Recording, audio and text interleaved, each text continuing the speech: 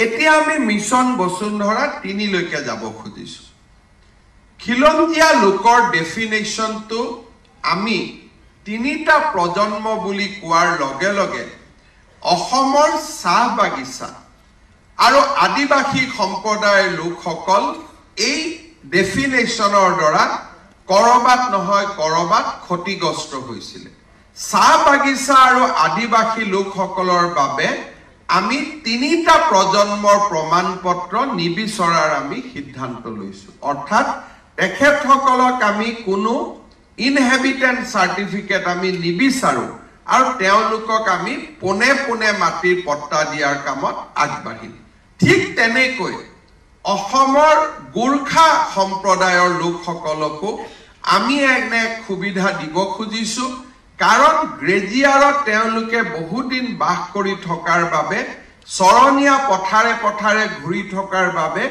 তেওঁলোকেও নিজৰ আইডেন্টিটি ৰাজ্যখনত পঞ্জীভুক্ত কৰিব পৰা নাছিল সেইবাবে গোৰ্খা জনগোষ্ঠীৰ লোকসকলক আৰু চাহ বাগিচা আৰু আদিবাসী জনগোষ্ঠীৰ লোকসকলৰ বাবে আমি 3টা প্ৰজন্মৰ প্ৰয়োজনীয়তা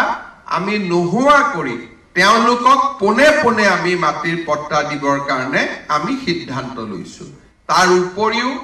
ৰাজ্যৰ অনুসূচিত জাতি অনুসূচিত জনজাতি লোকসকলৰ বাবেও আমি 3টা প্ৰজন্মৰ প্ৰমাণপত্ৰ নিবিচৰাৰ সিদ্ধান্ত লৈছো অৰ্থাৎ শিডিউল কাষ্ট আৰু শিডিউল ট্ৰাইব লোকসকল যি অলৰেডি আমাৰ প্ৰটেক্টেড ক্লাছৰ ভিতৰত পৰে তেখেতসকলকো আমি 3টা প্ৰজন্মৰ সাৰ্টিফিকেট আমি নিবিচাৰো বহুত সংগঠন আছে বহুত প্ৰতিষ্ঠান আছে কোঅপাৰেটিভ সোসাইটি আছে তেওঁলোকে সঁচা অৰ্থত বহু দিনৰ পৰা মাটিত ভোগ দখল কৰি আছে গতিকে এইবাৰ আমি মাটিত ভোগ দখল কৰি থকা আৰু খিলঞ্জীয়া লোকেৰে নিৰ্মিত আমি সমবায় বা আন অন্যান্য প্ৰতিষ্ঠান অনুষ্ঠানসমূহকো আমি মাটিৰ পট্টা দিব বিচাৰিছো in the name of the organisation আৰু আৰবান একচনীয়া মাটিসমূহক আমি পিৰিয়ডিক পট্টালৈকে কনভাৰ্ট কৰাৰ বাবে চেষ্টা কৰিম ই এক মিছন বসুন্ধৰা 3 কিন্তু as a one time exception যিসকলে আজি 20 বছৰ 30 বছৰ আগত তেনেকে মাটি ললে তেওঁলোকৰ কাৰণে আমি এটা ওৱান টাইম এক্সেপশ্যন কৰিম বাট উইথ হায়াৰ প্ৰিমিয়াম তেওঁলোকে যদি বাগানৰ মালিকক টকা দিব পাৰিছিল চৰকাৰকো টকা দিব লাগিব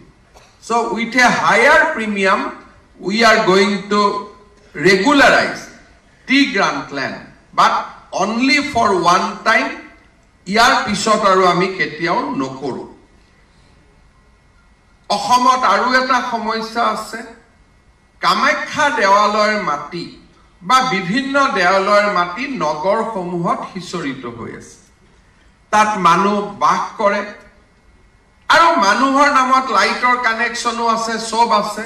কিন্তু তেওঁলোকৰ নামত পট্টা নাই কাৰণ পট্টাৰ কথা আহিলে কয় এটা লাখেৰাজ গ্ৰান্টৰ মাটি বা ই দেৱোত্তৰ মাটি আমাৰ ডিসি সকলে এটা জৰীপ কৰিব যে এই মন্দিৰ বা সত্ৰৰ এক্টিভ পজিশনত কিমান মাটি আছে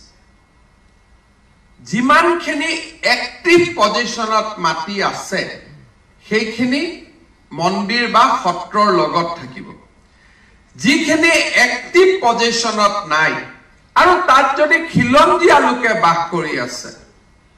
আমাৰ দেৱোত্তৰৰ লেণ্ডতে লিখা আছে যে তাত যি ধৰ্মৰ মাটি সেই ধৰ্মৰ মানুহকহে মাটি হস্তান্তৰিত হ'ব পাৰে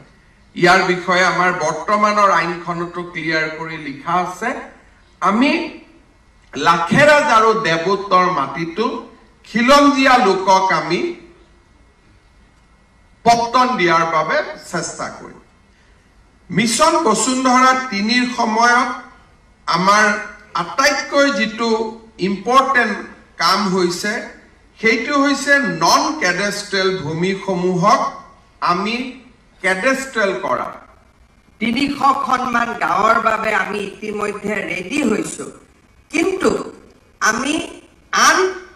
বাদ পৰি যোৱা কেডেষ্ট্ৰেল 283খন গাঁৱত এতিয়া আমাৰ জৰীপ সম্পূৰ্ণ হৈছে কিন্তু আন গাঁওখিনিতো আমি জৰীপ সম্পূৰ্ণ কৰি ভূমিৰ অধিকাৰ ৰাইজক দিব লাগিব মিছন বসুন্ধৰা 3ৰ এটা বহুত ডাঙৰ কাম যেটো মোৰ দৃষ্টিত অসমত অত্যন্ত প্ৰয়োজনীয় আৰু মই তাৰ সেনসিটিভিটিটো ক'ব খোজো যে এজমালি পট্টাৰ পাৰ্টিশন মিছন বসুন্ধৰা 3ৰ সময়ত আমি এজমালি পট্টাৰ পাৰ্টিশনটো প্ৰায়োৰিটি হিচাপে লৈ বহু সময় দেউতাক জিয়াই আছে এতিয়াও তেখেতে মাটিৰ পট্টাখন 4জন ভাই ককায়েকৰ মাজত ভাগ কৰি দিব পাৰিব দুজন ভাই ককায়েৰ মাজত আজিও মিলাপ্ৰীতি আছে তেওঁলোকে ধুনিয়াকৈ পট্টাখন ভাগ কৰি ল'ব পাৰিব মই ভাবো যে ই এটা বহুত ইম্পৰ্টেন্ট সাৰ্ভিস আৰু মিছন বসুন্ধৰা 3ৰ সময়ত আমি এজমালি পট্টাৰ যদি পাৰ্টিশন কৰিব পাৰো ই আমাৰ বহুখিনি কাম হ'ব বৰ্তমান মাটিৰ গৰাকীৰ কেন্দ্ৰবিন্দু হৈছে মণ্ডল চক্ৰ বিষয়ৰ হাতৰ আখৰখিনি তাক আমি মেপলৈ ৰূপান্তৰ কৰিব খুজিছো মেপত মই জানিম যে এই মাটিখিনি মোৰ মাটি আৰু যেতিয়া মেপত মই মোৰ মাটিখিনি চিনাক্ত কৰিব পাৰিম মেপে একমাত্ৰ অথেন্টিকেটেড প্ৰুফ হ'ব তেতিয়া আমি টাইটেল গ্যাৰান্টি বিলু আমি কৰিব পাৰিম তেতিয়া আৰু মাটি বিক্ৰী কৰাৰ আগতে আমাক এনঅসি আদিৰ প্ৰয়োজন নহয় কৰ্ণাটক আদিৰ দৰে ৰাজ্যত মাটি বিক্ৰী কৰাৰ আগত এনঅসিৰ প্ৰয়োজন নাই কাৰণ মেপতে লিখা আছে মাটিৰ গৰাকী অমুক গতিকে কিনাৰ সময়ত মই জানোৱে আৰু মেপতে লিখা থাকিব যে মাটিৰ ক্লাসিফিকেশন কি all documents will all relevant information will be available in the map আমি মিছন বসুন্ধৰা 3 নহয় সমান্তৰাল ভাবে আমি মাটিৰ বকেয়া খাজানা সংগ্ৰহৰ এটা অভিযান চলাব খুজিছো আৰু যি সকলে বকেয়া খাজানা খুজাৰ পিছতো খাজানা নিদিয়ে হেতু আপোনালোকে ধৰি লব যে সেই মাটিৰ কোনো ওয়াৰিছ নাই মিছন বসুন্ধৰা 2 নাকচ হোৱা আবেদনবোৰৰ পুনৰ বিবেচনা ভূমি পট্টনৰ সমগ্ৰ ব্যৱস্থাটোৰ ডিজিটেলকৰণ লগতে আনুষ্ঠানিক সংগঠন বা গোটসমূহলৈও ভূমি পট্টনৰ ব্যৱস্থা প্ৰয়োজনীয় বিধায়িনী আৰু নীতি সংশোধনীৰ পাছত নগৰ অঞ্চলৰ ৰায়তসকলক ভূমিৰ মালিকীস্বত্ব প্ৰদান পূৰ্বৰ ভূদান আৰু গ্ৰামদান ভূমিসমূহৰ বন্দোবস্তি ভূমি শ্ৰেণীৰ পৰিৱৰ্তনৰ বহল ভিত্তিত সেৱা নগৰ আৰু ইয়াৰ কাষৰীয়া এলেকাসমূহৰ প্ৰিমিয়ামৰ হাৰ পুনৰ নিৰ্ধাৰণ কৰি একচনা পট্টাৰ পৰা ম্যাদী পট্টালৈ উন্নীতিকৰণৰ ব্যৱস্থা সম্পূৰ্ণ ডিজিটেলকৰণ চাহ খেতিৰ ব্যৱহাৰ নোহোৱা ভূমি অৰ্থাৎ চাহ অনুদান ভূমিৰ ম্যাদীকৰণ ধৰ্মীয় অনুষ্ঠান প্ৰতিষ্ঠানৰ পৰা অধিগ্ৰহণ কৰা ভূমিৰ চৰকাৰীকৰণ আৰু ভূমিহীন খিলঞ্জীয়া লোকৰ সাপেক্ষে পট্টন ভূমিৰ মানচিত্ৰ ডিজিটেল মাধ্যমেৰে যোগান অনাদায় ভূমিৰ ৰাজহ সংগ্ৰহৰ কাৰণে এক নতুন ব্যৱস্থা